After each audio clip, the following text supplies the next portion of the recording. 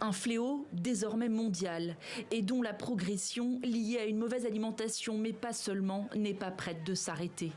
L'obésité, longtemps l'apanage des pays riches, touche aujourd'hui plus d'1 milliard de personnes dans le monde, soit un individu sur 8, alerte le journal scientifique britannique The Lancet. Entre 1990 et 2022, soit en près de 30 ans, le pourcentage de personnes touchées a doublé chez les adultes et quadruplé parmi les enfants et les adolescents. Les femmes sont les plus touchées. Premier responsable, la malbouffe, mais aussi le manque d'exercice physique. Nous faisons face à de grands changements dans nos systèmes alimentaires avec une nourriture particulièrement riche en sucre, devenue largement disponible. Les gens ont changé leur habitude alimentaires et dans le même temps sont devenus plus sédentaires et moins actifs physiquement au travail. Il y a aussi un lien entre pauvreté et obésité. L'alimentation de qualité est très chère pour beaucoup de gens. Près de 3 milliards de personnes à travers le monde n'ont pas accès à une nourriture saine.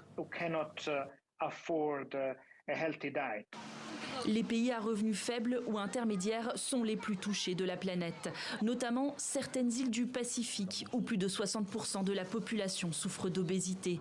Mais aussi les Caraïbes, l'Afrique du Nord, le Moyen-Orient ou encore la Roumanie. Une maladie qui favorise de nombreuses pathologies, des maladies cardiovasculaires au diabète. Pour l'OMS, il y a urgence à agir. Il est nécessaire de mettre en place des politiques pour améliorer l'environnement alimentaire en réglementant la vente de nourriture aux enfants, par des taxes sur les produits et les boissons sucrées, en fournissant une alimentation saine dans les institutions publiques, en particulier les écoles, mais aussi en se dotant de systèmes de santé capables de diagnostiquer et de traiter l'obésité de façon adéquate à tout âge.